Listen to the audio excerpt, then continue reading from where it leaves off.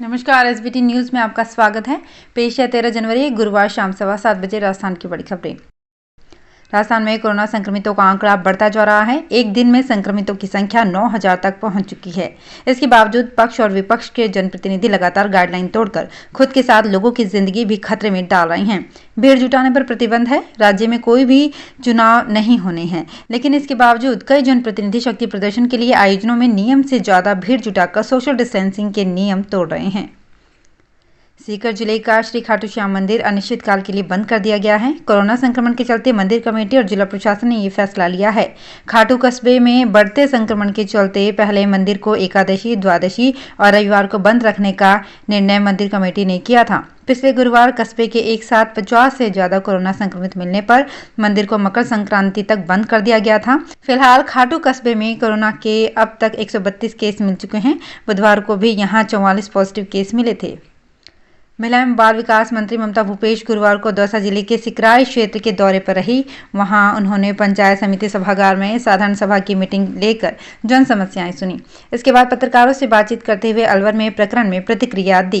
उन्होंने कहा कि दरिंदे आपके और हमारे बीच में ही छिपे हुए हैं। उनके कोई तिलक नहीं लगा है कि ये दरिंदा है। हम सब लोगों को समाज में बालिकाओं के प्रति इज्जत, श्रद्धा और एक सकारात्मक पारिवारिक माहौल बनाना होगा, तभी ऐसी घटनाओं को रोका जा सकता है।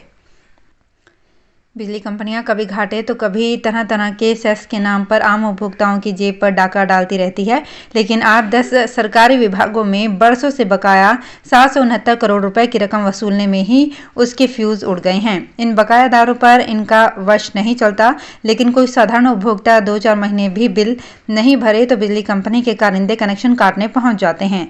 जोधपुर डिस्कॉम के 12 सर्किल में 7 लाख से ज्यादा छोटे बकायादार उपभोक्ताओं के कनेक्शन काटे जा चुके हैं।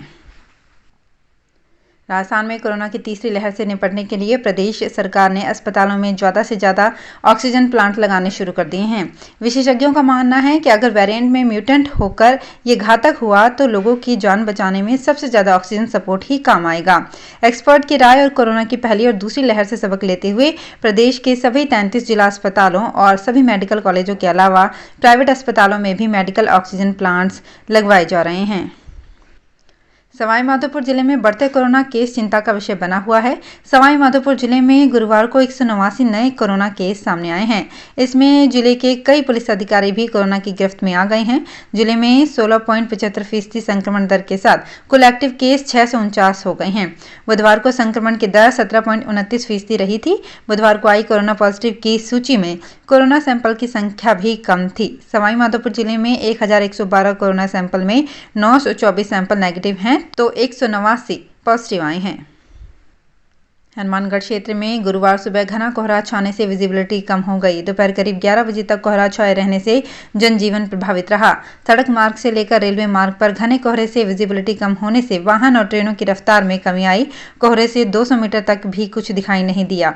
इस कारण अधिकांश ट्रेनें देरी से चल रही है। अब 3-4 दिन से बादल छटने के बाद किसानों की चिंता भी बढ़ी है। उदयपुर के कोटड़ा में शराब पीकर स्कूल में उत्पात मचाने वाले शिक्षक को निलंबित कर दिया गया है। कोटड़ा की खजूरिया ग्राम पंचायत के सरकारी स्कूल में पीटीआई देवीलाल मीणा ने शराब पीकर जमकर उत्पात मचाया था।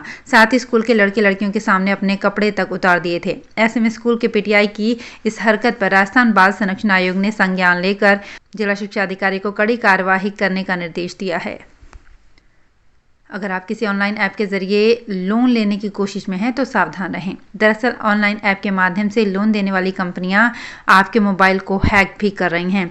अगर आपने समय रहते लोन जमा नहीं कराया तो फ़ोन और मैसेज के जरिए आपको बदनाम किया जा सकता है। दरअसल ऐसे कई मामले बीकानेर में सामने आ चुके हैं। इसमें एक पति पत्नी ने कोटगेट थाने में FIR भी दर्ज करा दी है। अलवर में मुखबधिर बालिका मामले में गुरुवार को अलवर के वकीलों ने संकल्प लिया कि दरिंदगी करने वालों की कोई पैरवी नहीं करेगा, उनको कोई लीगल सपोर्ट नहीं करेगा। ये संकल्प पारित किया गया। इसके बाद कलेक्टर को ज्ञापन देकर मांग की गई कि दरिंदों की जल्दी से जल्दी गिरफ्तारी हो। पुलिस उनका 72 घंटे बाद भी पता नहीं लगा सकी है। सीकर क्षेत्र में शीतलहर के चलते जिले में लगातार तेज सर्दी से ठिठुरन बढ़ रही है। प्रदेश में सबसे ठंडे माने जाने वाले सीकर जिले के फतेहपुर क्षेत्र में न्यूनतम तापमान 2.5 डिग्री सेल्सियस दर्ज किया गया है। इससे पहले बुधवार को यहां एकदम तापमान 2.3 डिग्री सेल्सियस रहा। फतेहपुर समेत आसपास के क्षेत्र में आज सुबह करीब 1 घंटे कोहरा भी छाया रहा। हालांकि धूप निकलने के बाद मौसम भी साफ हो गया। धूप निकलने से आमजन को थोड़ी राहत मिली है, लेकिन सर्द हवाओं के चलते सर्दी लगातार बनी हुई है। अजमेर जिले की केकड़ी में कृषि उपज मंडी के व्यापारियों, आड़तियों एवं काश्तकारों आदि से माल खरीदकर तथा करोड़ों रुपए लेकर एक परिवार फरार हो गया। आरोपियों के मकानों और फैक्ट्री पर ताले लगे हैं और मोबाइल भी बंद कर दिए हैं।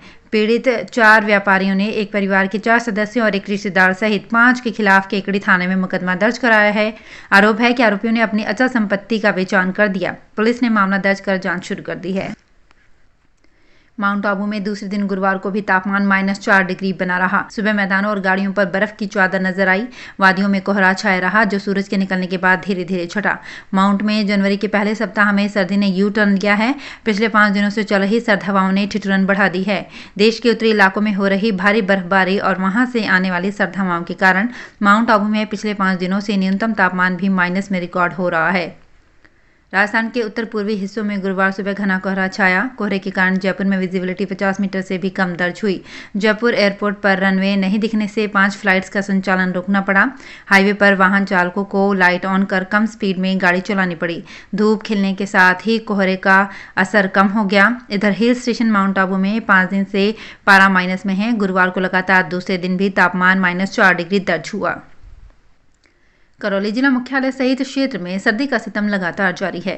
गुरुवार को भी लगातार चौथे दिन क्षेत्र में घना कोहरा छाया रहा। घने कोहरे की वजह से विजिबिलिटी का स्तर 10 मीटर से भी कम रह गया। सुबह 10 बजे तक भी कोहरा इतना घना था कि वाहन चालकों को हेडलाइट जलाकर धीमी गति से निकलना पड़ा। हालांकि सुबह करीब 10:30 बजे तक मौसम पूरी तरह से साफ हो गया और धूप खिल गई। तो फिलहाल इस बुलेटिन में इतना ही। फिर हाजिर होंगे कुछ और बड़ी खबरों के साथ। एसबीटी न्यूज के और भी वीडियोस को देखने के लिए हमारे चैनल को सब्सक्राइब करें और नोटिफिकेशन पाने के लिए बेल आइकन को प्रेस करें।